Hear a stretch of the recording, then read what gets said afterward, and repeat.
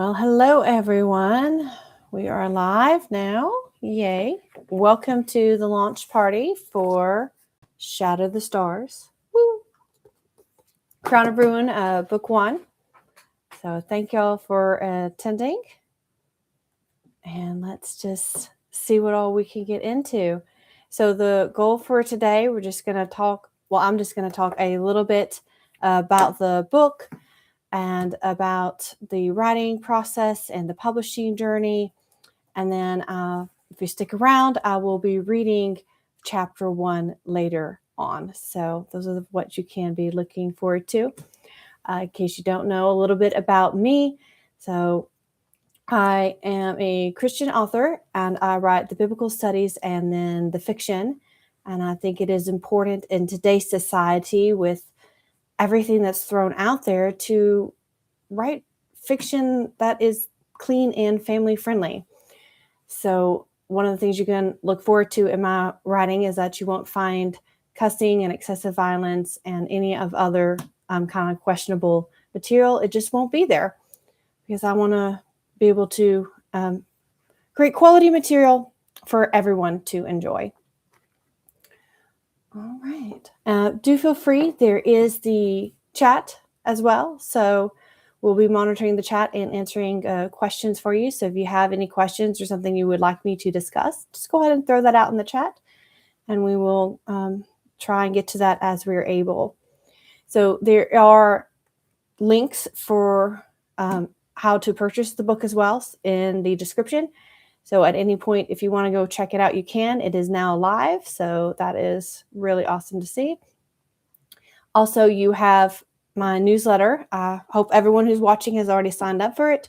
But if you just want to look again in description, that link is there. And that way you can stay up to date with new releases and the other things that I'll send out to people on there. So some free short stories, just what's going on as I'm writing. And of course, news on when books are coming out. Okay, so let's go ahead and get started. Be like, what is this book about? Okay, you're here. You're great. I appreciate it. So the description is, she should be dead. When a ruthless killer targets her home planet, 17-year-old Linuka Hinloé is left alone among the ruins, grieving and desperate for answers. Determined to find the one responsible, she sets out across the stars, chasing a threat she barely understands. But the universe is far stranger than she imagined. A relentless alien prince with the power to shift through space forces himself into her mission, while a secretive statesman with abilities that defy logic may be the key to the one who destroyed her world. As their paths collide, Linuka uncovers a terrifying truth. Her planet was not the target, it was only the beginning. To stop what comes next, she must uncover who and what she truly is before another world shatters.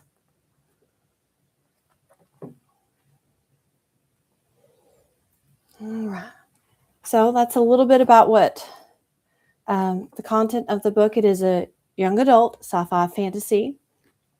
This is book 1 of probably a trilogy. It could be 4 books. Not quite sure. I'm still outlining the others. But this book began a very long time ago. So, funny story. Back in 7th grade, my English teacher, she made us write a journal entry every single day. And I got very, very tired about always writing about the weather. So that's when I first decided, let's write fiction. And so it started as fan fiction for a current anime that I liked. Okay, don't laugh if you know, Sailor Moon. And I started playing with it and then coming up with my own planets and all that. And that is the original origins of this story. And over time, it has grown from just little thoughts here and there to a cohesive universe. So that has been fun. It has been drafted and redrafted so many times over the years. It's kind of ridiculous, but it has now finally reached this form after I've gone through the journey of learning how to write well. I'm confident now and I'm proud of this version that is ready to go. So how I write is a little bit different. This one, because I've thought about it for so long, getting actually to that stage of writing it was really, really easy because I knew the characters so well. But I tend to outline, think on that outline for a very long time, edit it, and then finally go ahead and write. And that gets rid of a lot of the inconsistencies and ensuring that the plot can be complex and I can put all the twists where I need to and all, because I've done that, looked at all of that information and considered it from the beginning instead of going back and editing out and cleaning it up. So I kind of do all that big framework at the beginning.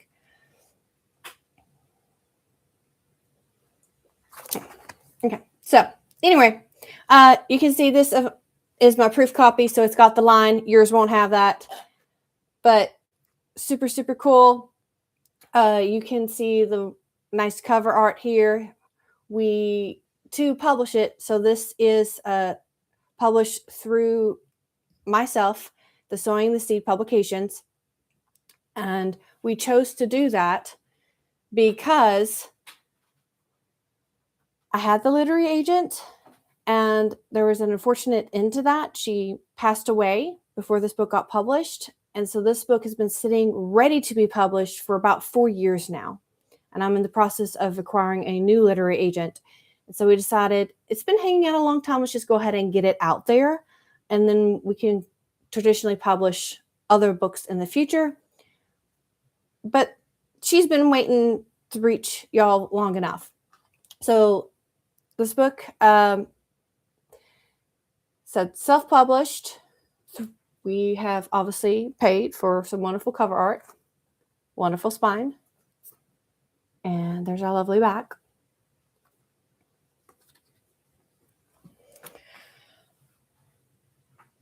So self-publishing is a lot of work,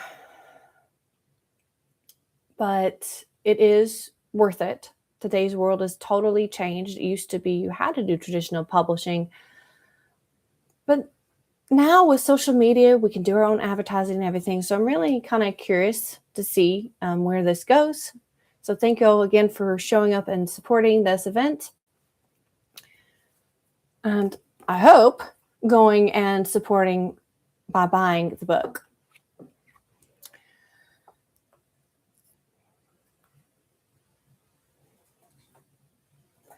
So let's talk a little bit more details about this.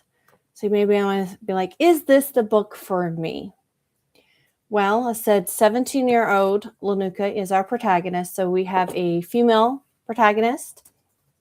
And the other characters, it is multiple point of view. So you have her perspective, but then you also have the secondary character has the male perspective. So don't think that this is just for ladies only. I do try and represent both well, so that way it is to a general audience, not just particular. And even though, again, it is for the young adult, the goal of this is so everyone can enjoy reading it. My best description for this is if you thought about Star Wars in a Left Behind universe, meaning you've got all the sci-fi, the battles, all that technology, but you have the fantasy elements, and those fantasy elements happen to be consistent with the Christian worldview. Now, does that mean that this is a Christian book? No. Okay, there's no mention of scriptures and things like that. It is for, again, a general audience, but I want it to be available for everybody. So whether you're Christian or not, it's a book you can enjoy. And that's kind of the fun for it. So sci-fi, fantasy. All right. Let's see. What is it about Linuka I love the most? I once thought about it. And I said, what if you took somebody and imagined all the horrible things in life and I made it happen to one character? And that has been part of the genesis of Linuka, is life is not fair and it's not easy. And putting a character through all of that and seeing her struggles to help us with the struggles that we all go through. So that's kind of what I'm after here with her and her character arc. And you'll see that even as we begin chapter 1, that how should we put this? It's not one of those nice, fluffy vacation books, a cozy sci-fi fantasy. We get into some of the nitty-gritty of life and tragedies. And that's good. And then I love playing off of her character who grieving and this loss and dealing with all these troubles. And then we have the secondary main character, Conrad, who is completely opposite. And that's part of the joy to me, is being able to have characters that bounce off of each other. So Linuka is very analytical and strategy. Let's use logic and reasoning. And then here comes Conrad, who just goes with his gut. So it's fun to play off of them and to have those characters and all interact and go through that universe.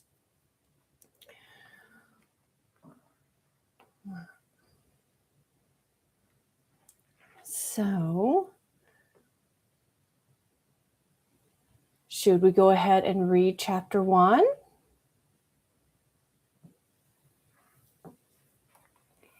All right. So I'll go ahead and show 2 as we open this up. Let's go through it. Put this where I can see. Okay. So, book. Yay, lovely little title page. Okay, and of course, all your lovely little copyright fine print that you need. We've actually changed that image for the newsletter sign up. Of course, the lovely table of contents. Yay! I did go with naming chapters. I went back and forth. I said, I'm going to do that. So we did. And then we have chapter 1. You can see the lovely graphic. And I'm going to go show you another little thing that I am kind of happy about is the scene break symbols, which is the symbol for the military in here. So our Linuka's from the planet Sinla, and so they have their little military symbol. So you've probably seen that if you've been watching the YouTube ads for it, and it's also on the spine. Let's see where the camera is. There we go. See the spine symbol right there. Cool. So that is the military symbol. So I thought that was a fun little tidbit to kind of brand this universe. So when you see that symbol, you know it's from the Linuka universe. All right, without further ado, chapter 1, Hooky. Prison, school, same thing. Linuka Hinloé sat cross-legged on the white floor. The stone tiles had accepted her weight so long that they felt warm to the touch, and her long-sleeved green dress hardly provided any cushion. The synthetic cloth, like everything around her, bore the cold truth of her planet, a lifeless mass of crystal, rock, and silver. Supposedly, snow sparkled on the mid-morning air. The morning's blizzard had dissipated into wispy clouds. Fresh snow contributed to the perpetual, soft blanket that covered the planet Sinla, broken only by the high-rising towers of the city of Hinvalia. By early evening, the weak light of the distant sun would shine among the transports, streaking through the air with such speed and precision as to impress any engineer, which, of course, Linuka Hinloé was supposed to be. Daughter of the Minister of Defense, brilliant test scores, an aptitude for programming. Right now, she should be beside her father, down in the basement, working on a breakthrough energy shield that would make spacecrafts indestructible. But no, she was here, stuck in a 6x6 chamber on the second floor of their suburban home. Ugh. The silver walls screamed, "Do your work!" The synthetic mixture of white stone and crystal glistened from the overhead light. She was 17, yet they treated her like an infant. No furniture, no wall decorations. Hi, kitty. Sorry, the kitty just jumped here. Let's show. Yoop. Come here, little sweetie. There's the kitten. Okay, so if she interrupts again, apologies, but you know how cats are. They do what they want. Okay. So they treat her like an infant. No furniture, no wall decorations, only one monitor for schoolwork, suspended on the wall before her, recording her responses and displaying irrelevant videos about calculating subspace trajectories, a topic long since made obsolete by computers that could solve the problem 100 times faster than any Sinlin. No distractions, her mother had said. No opportunities for causing trouble, her sister had said. Torture, Linuka had said. Linuka rolled her eyes. She could sneak down the hall again. Sure, the AI teacher would recognize and report her absence, but how long would it take someone to do anything? As far as she knew, no one had found her latest virus that redirected the school's alerts to the trash and sent a red receipt. She could fly through the material tomorrow, and no one would be the wiser. She flicked back her long blonde hair. Today was the biggest day of her sister's life. Why was she stuck in the home office? If she couldn't help her father, why wasn't she at least with her mother and her sister preparing for the ceremony? She leapt to her feet, her bare toes gripping the tile floor as she paced the tiny room. Fila turns 100. Her voice bounded off the walls. 100! The day as Sinlin formally joined society. By our own traditions, my sister deserves the most brilliant ceremony. The computer began the next astrophysics model, which she glanced at and promptly ignored. Quote, for 60 years, Fila has apprenticed at the most prestigious observatory on the planet, the Midras Tower, ensuring our security and prosperity by maintaining a close eye on the technological advances of our neighboring civilizations and investigating any spatial anomalies. She shook her head, waved her arms, as though defending herself before the High Council. And if her credentials were not sufficient, Father's contributions to the planetary defense system and weapons of the space fleet should allot special privileges to his daughter's day of recognition. The computer flashed a question about the video, and she decided it would have to wait. After all, she was on a roll. Yes, she said, shaking her pale finger and placing her other hand on her slender waist. Aside from the Supreme Commander, the Hinloés might be the most famous family on Sinla. For 3 centuries, since the discovery of intelligent life within our galaxy, my family has led the march to maintain the peace you all enjoy. She smiled. Her imaginary audience shifted, and she realized she had a winning speech to serve her father. No one, domestic or alien, dares challenge the technology enhanced by our family's genius. She could see her father nodding, his green eyes beaming with pride at his accomplishments and his daughter's wits. The daughter of a genius should be treated better. She shouldn't be confined to prison walls and boring classes when she could be gallivanting the planet on a scientific committee. She whirled around on her heels. Or drawing blueprints for a new crystal city, or traveling the stars gathering astronomical samples to better understand the origins of the universe. Yes, I should be out there, not confined to a tiny room. She marched straight for the concealed door, paying no heed to the still flashing question, and pressed her hand against the hidden control panel. The house's mainframe acknowledged her request, sliding open the door with a minuscule wisp of cold air.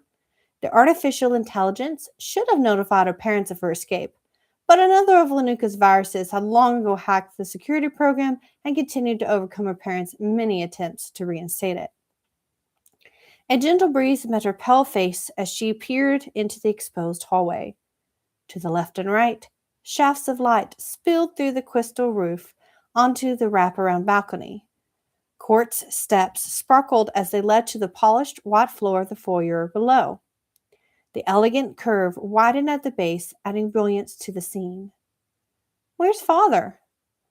The computer chip secured in her wristband converted the neurological signal corresponding to her question into binary code, processed the request, and sent the reply directly to her brain via the nerves in her wrist. The laboratory, answered the artificial female. Yep, that man, genius he was, would be lucky to be on time tonight. He probably had on his silver coat, and his short brown hair probably dangled as he fidgeted underneath the spikes of his spaceship. Oh, Father, she could interrupt him. But, well, it would be wrong to break his train of thought, wouldn't it? She couldn't disturb the master at work, could she? A smile crossed her thin lips. Another wonderful excuse for her father in the unlikely event he noticed her absence. Chances are he'll be hours before thinking to check on his troublesome daughter. She had promised him she wouldn't skip school anymore this month. But if he never knew, it wouldn't count, right? Turning on her tippy toes, she glided like the wind across the polished stone floor to slip into her room. A gray stone slab protruded from the left wall. Serving as a bed by night and a bench by day, the rectangle currently hosted a pile of potential outfits for the evening. Torn between an elegant white robe, a glittering silver dress, or a fashionable orange mini tunic with white pants, she had left all on display for reevaluation after class. She would have to make sure she returned in time to give each proper consideration. For now, she merely reached under the stone slab for her knee-high boots. Like all Sinlin clothes, the fibers were raw stone and metal transformed and woven into a soft textile.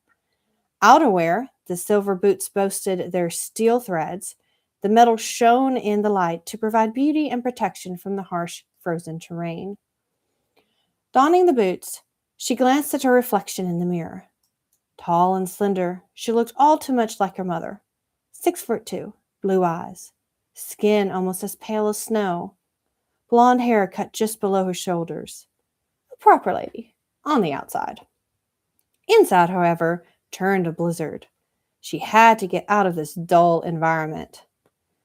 However, an assortment of crystals, engineering parts, and clothes presented an obstacle course as she wiggled her way to the open window. The weather app had been accurate. Stray white flakes danced in the morning light. A layer of wispy clouds showcased the high-rise towers and glimmering roofs of the northern residential sector.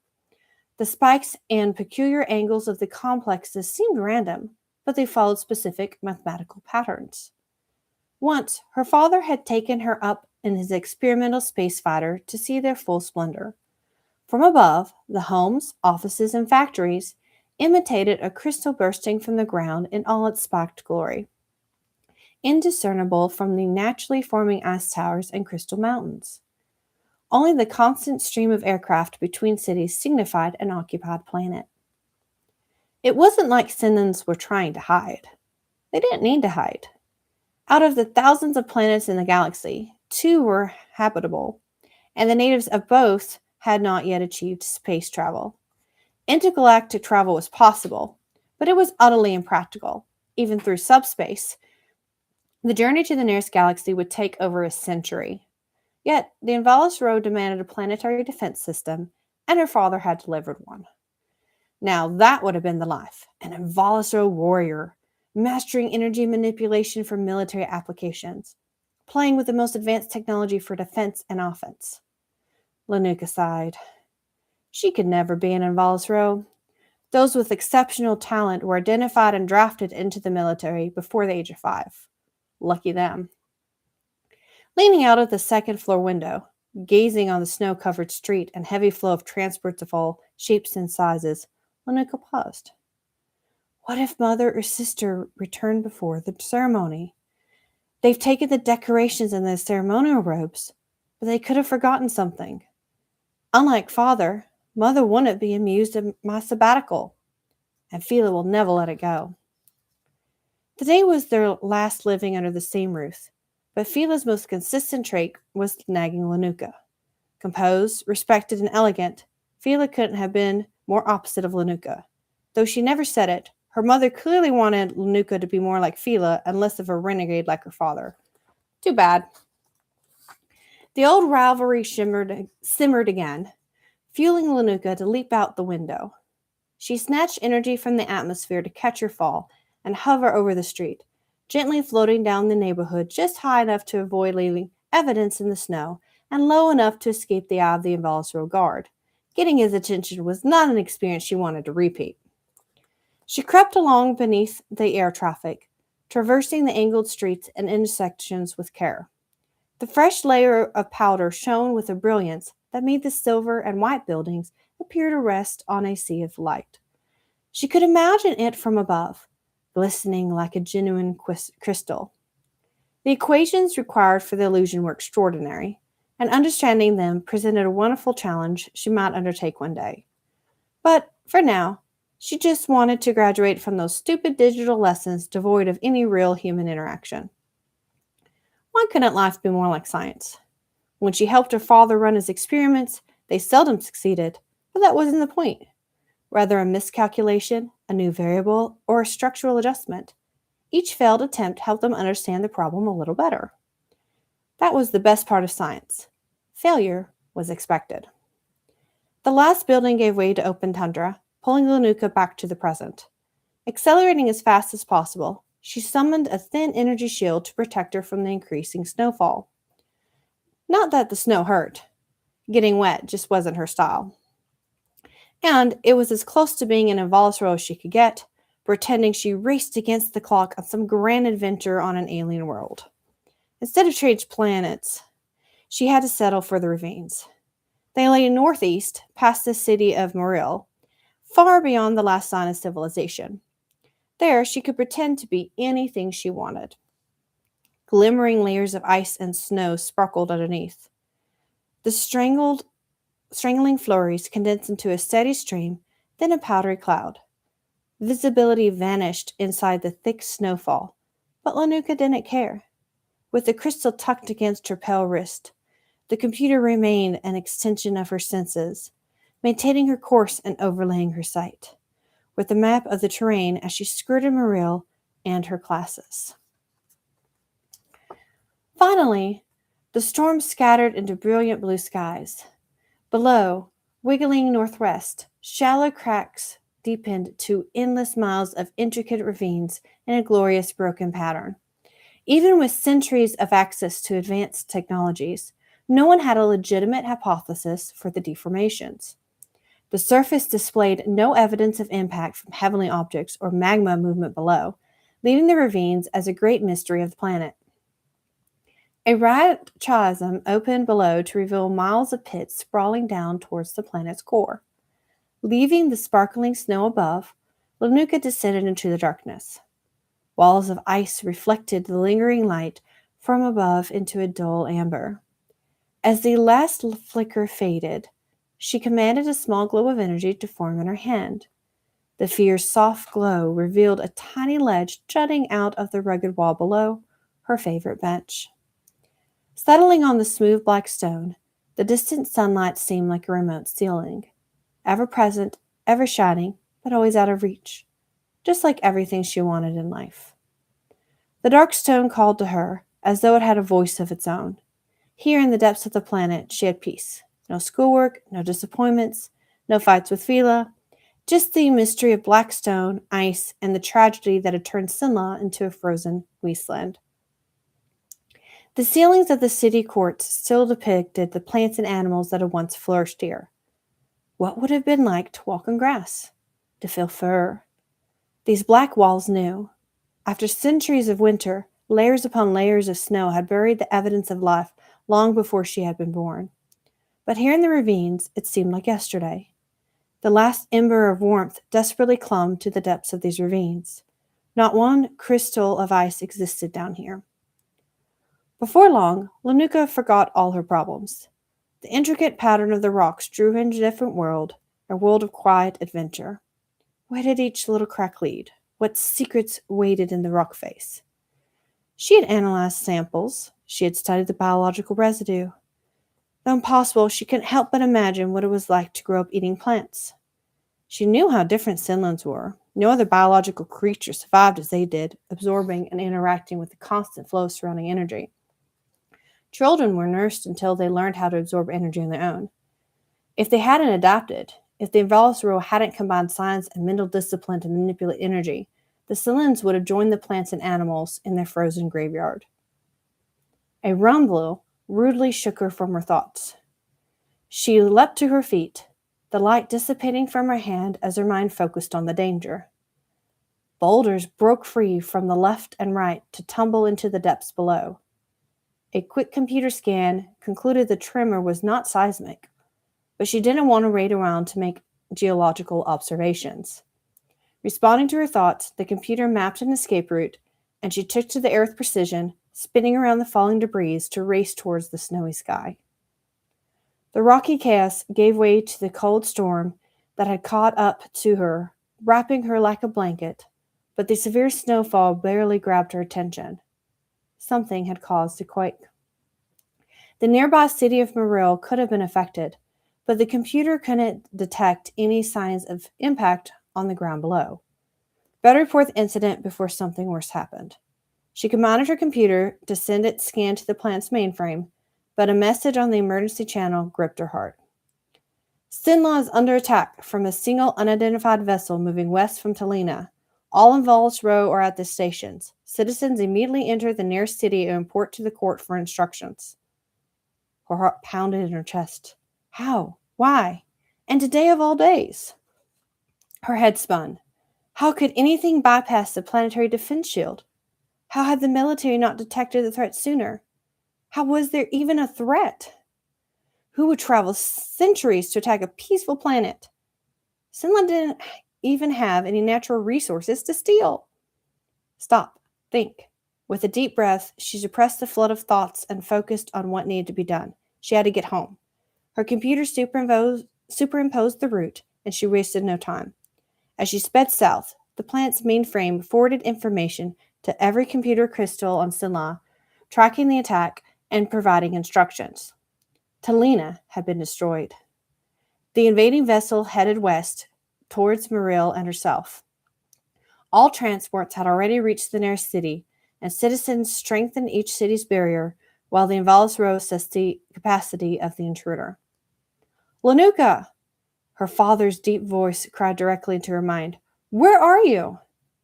He must have charged upstairs to find an empty room. I'm at the ravines. I'm coming. Don't. Morrill is closer. But you heard the orders. Get inside that barrier. She felt his fear, his desperate concern for her. Tears broke free. The genocidal ship still sped west, towards her. Now! Obeying her father, Linuka changed course to the nearby city. She could reach Morrill in 2 minutes. A host of fighter ships moved to intercept the invader. Keep talking to me until you get there. I'm watching you. It will be okay. Yes, Sinla's technology was far beyond anything else in the galaxy. If it were just one ship, surely the military would defeat it quickly. I'm almost there, Linuka replied. About a minute away. Just keep going. You're doing great. I see the city, she said. They know you are coming. You will be safe soon. Linuka commanded her computer crystal to signal the city's guard. Immediately, she felt the soldier's presence in her mind, and she opened herself to telepathy. A small breach in the barrier opened for her. 1 mile. The Invalsro fleet engaged the enemy. Half a mile. She was going to make it. The energy barrier shut. Looking behind, sheer power overwhelmed her senses. She had no way to avoid the explosion. The military had chosen to save everyone else instead. She felt his sorrow as he left her mind. I love you, Dad, Mom, Phila.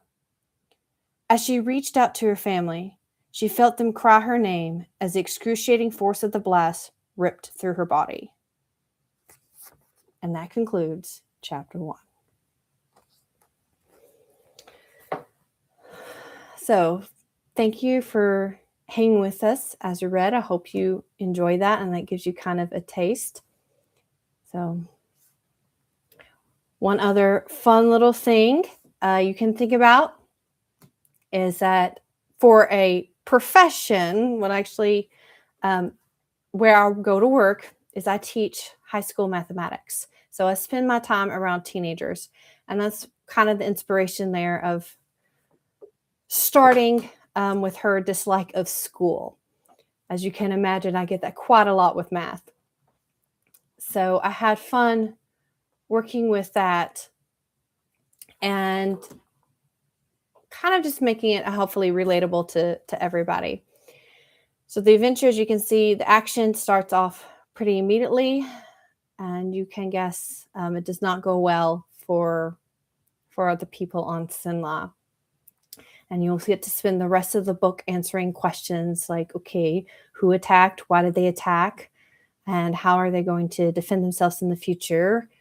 And all that fun stuff that leads into mysteries and some fun, unexpected turns. All right. I do want to take a second to remind any of the ARC readers who are watching, you can go and leave your review immediately because they have been able to read the book in advance. If that's something that interests you, again, sign up for my newsletter, and the next time I need an ARC team, I will email that out with the request. So that is a cool thing. If you don't know, that's just the advanced release copy. And that way people can read and provide feedback before the book gets published.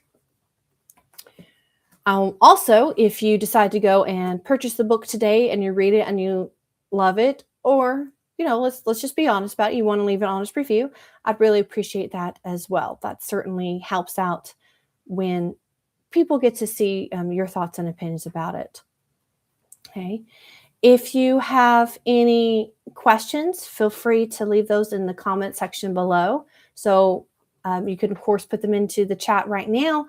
But if they're, you come back and like, man, I wish I'd asked this question, put it in the comments and we will be monitoring that and answering it.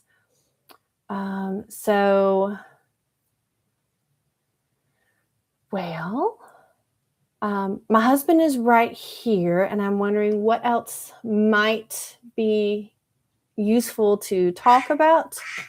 Oh, if you hear that lovely little duck quacking, that is the father-in-law calling. So there goes the husband there.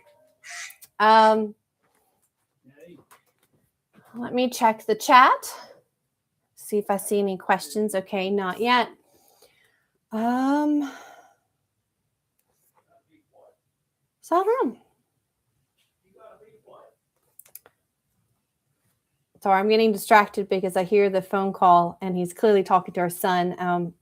My toddler is with the grandparents right now. They get him every other weekend to give us a break, which is fabulous. Gives us a little bit of our sanity from toddler life. Our son is absolutely adorable. But any of you who are parents or have the siblings, you just know how much energy they have. And so it's nice to have a little peace and quiet every few days. So anyway, I can tell my husband's talking to my little boy. Okay, so said I'm super in love with this story and everything that it stands for. So if you love sci-fi and the fantasy, check it out. The description has all the links to the website, the book, and all that stuff. So feel free to rummage through it and find something that you enjoy.